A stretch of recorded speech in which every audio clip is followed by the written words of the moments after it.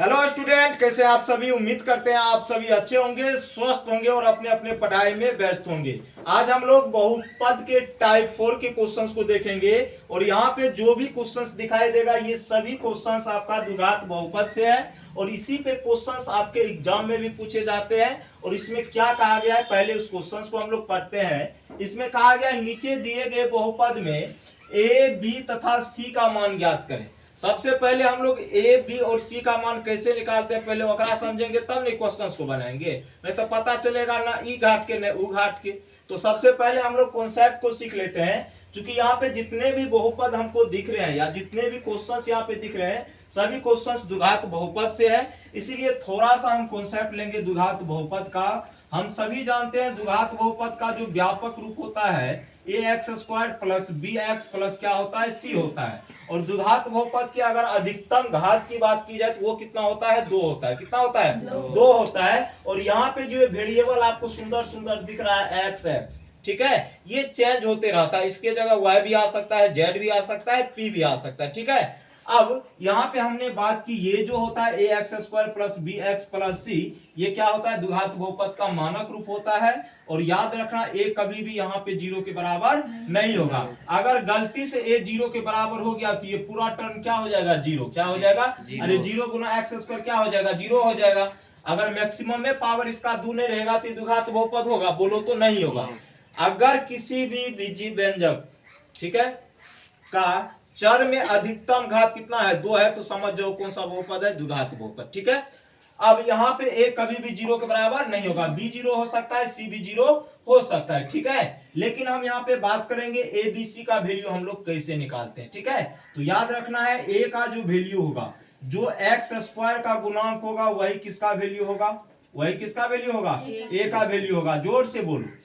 B का value क्या होगा, जो एक्स का गुणांक, जो एक्स का गुणांक होगा वही किसका वैल्यू होगा, बी का। और सी का वैल्यू क्या होगा, जो अचर पद होगा, जो अचर पद होगा वो किसका वैल्यू होगा, सी का वैल्यू होगा। फिर से समझेंगे, A X square plus B X plus C जो होता है द्विघात बहुपद का क्या होता है, मानक रूप होता है। और यहाँ पे ए कभी भी 0 के बराबर नहीं होता। वैसे बहुत सारा कॉन्सेप्ट होता है इसमें, लेकिन जो टाइप हमसे पूछा गया है, जिस टाइप का क्वेश्चन हमसे पूछा जा रहा है, सिर्फ उसी कॉन्सेप्ट पे हम लोग फोकस करेंगे। बाद बाकी अन्य की है, अन्य ककड़ा पेट में दर्द हो रहा है, उस सबसे टेंशन नहीं लेना है। जिस पे फोकस कर रहे हैं बढ़िया तरीका से करेंगे, ठीक है। क्योंकि जिस कॉन्सेप्ट का यहाँ पे इस क्वेश्चन में जरूरी है उसी कॉन्सेप्ट को पढ़ेंगे तो आगे चल के फायदा करेगा।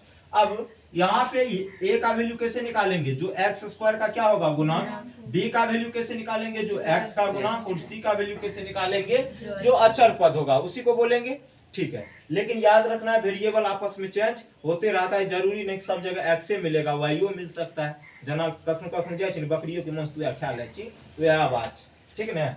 अब देखो यहाँ पे पहला नंबर क्वेश्चन हमें क्या निकालना है, नीचे जितने भी बहुपद दिए गए उनमें ए बी और सी का मान निकालना है। किसका निकालना है, ए बी और सी का मान निकालना है। तो सबसे पहले यहाँ पे ध्यान देंगे, यहाँ चर x में ये क्या है, द्विघात बहुपद है। ये क्या है बुआ, चर x में ये क्या है, द्विघात बहुपद है। क्या है, चर x में।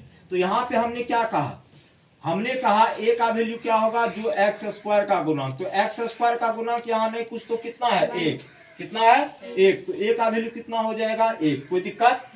अब देखो b का वैल्यू निकालेंगे, b का वैल्यू क्या होगा, जो x का गुणांक। तो x का गुणांक क्या है, जिसके बारे में कहा जाए, जिसका गुणांक पूछा जाए उसको छोड़ करके बाद बाकी जब जी आगे पीछा मौका लगल होगा ना उस सब क्या कहलाएगा, गुणांक। अब यहाँ पे x के बारे में मुझसे कहा गया, x के बारे में मुझसे कहा गया, क्योंकि जो x का गुणांक वही किसका वैल्यू होगा, b का वैल्यू।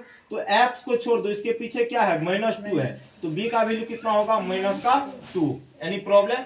c का वैल्यू क्या होगा, जो कांस्टेंट टर्म होगा, c का वैल्यू कितना हो जाएगा, 8। कितना हो जाएगा, कोई दिक्कत रे बुआ, एनी प्रॉब्लम। चलो अगला क्वेश्चन में देखो।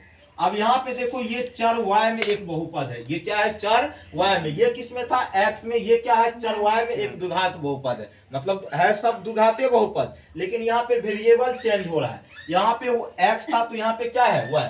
तो यहाँ पे देखो a का वैल्यू क्या होगा, जो y स्क्वायर का गुणक। यहाँ अब वेरिएबल y है तो y स्क्वायर का जो गुणक वही ना a का वैल्यू। यहाँ पे वेरिएबल x था तो जो एक्स स्क्वायर का गुणक वही ए का वैल्यू। यहाँ पे वाई स्क्वायर का गुणक क्या है, वो 1। कितना है, 1। कितना है, 1। कितना है, 1।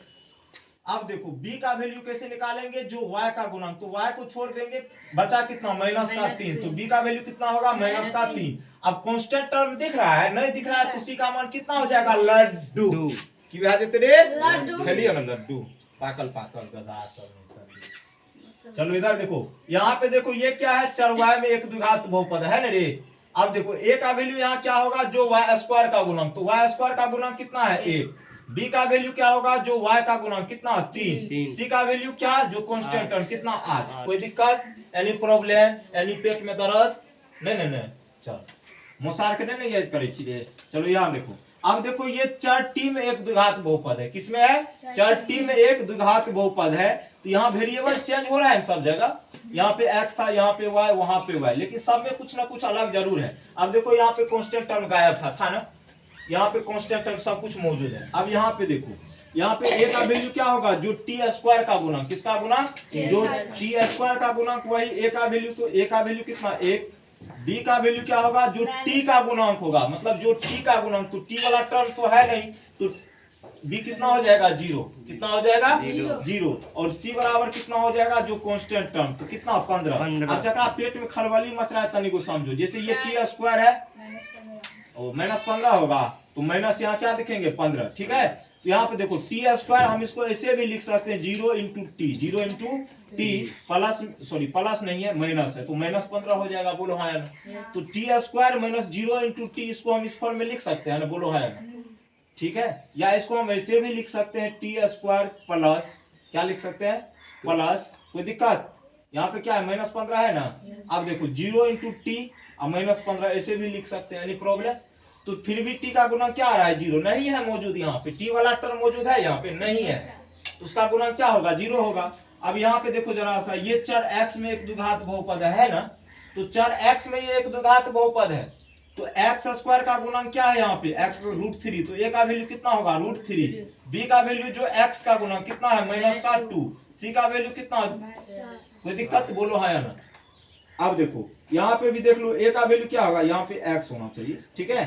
तो जो एक्स स्क्वायर का गुणांक, तो एक्स स्क्वायर का गुणांक 7, तो a का वैल्यू कितना होगा 7। b का वैल्यू कितना होगा माइनस का √2, जो x का गुणांक, तो x का गुणांक क्या है माइनस √2 है ना, चिन्ह के साथ हम लोग लिखते हैं, ठीक है। अब देखो यहाँ पे c का वैल्यू कितना हो जाएगा 8, कोई दिक्कत। अब यहाँ पे u वाला चर एक क्या है, द्विघात बहुपद है कि नहीं, तो a का वैल्यू क्या होगा, जो u स्क्वायर का गुणांक 1। b का वैल्यू क्या होगा, अगर u नहीं है तो 0 हो जाएगा, कितना हो जाएगा, और कांस्टेंट टर्म कितना है 1, तो c का वैल्यू कितना हो जाएगा 1। एगो चीज समझ लो, बड़ा इंपॉर्टेंट टाइप है, ठीक है। अगर बहुपद को खेलना है ना, उंगली पर ऐसे करके खेलते हैं, जैसे गिट्टी बैटिया खेल ली है कि लुका छुपी खेला है, लुका छिपी जानता है खेलने के लिए, तब नहीं खेलता है। अगर बहुपद को सही से करना है स्ट्रॉन्ग, क्या करना है, सही से स्ट्रॉन्ग करना है, तो इस टाइप के क्वेश्चंस को करना होगा। आप कभी सर जी वीडियो देख ले, गलत बात है। बहुपद का इस सबसे स्ट्रॉन्ग पार्ट, अगर बहुपद को स्टार्ट करना है ना, तो सबसे पहले जब हम पढ़ा रहे थे तब भी ये बोले थे कि इसको बढ़िया से कंट्रोल करो, बोले थे ना, और अब भी बोल रहे हैं, जब तक इसको कंट्रोल नहीं करेगा बहुपद तरह से हिलने वाला नहीं है। ये तो द्विघातीय बहुपद की बात हुई है, त्रिघात बहुपद का पिक्चर अभी बाकी है। अभी टाइप 4 मात्र हुआ है, अभी बहुत सारा टाइप हम लोग इसमें पढ़ेंगे, एक एक करके सबको कवर कर देंगे, एकदम मस्त होके मैथ में टंच हो जाएंगे। उसके बाद एग्जाम वाला क्वेश्चन को क्या करेंगे, हवा में उड़ा देंगे, समझ गया ना।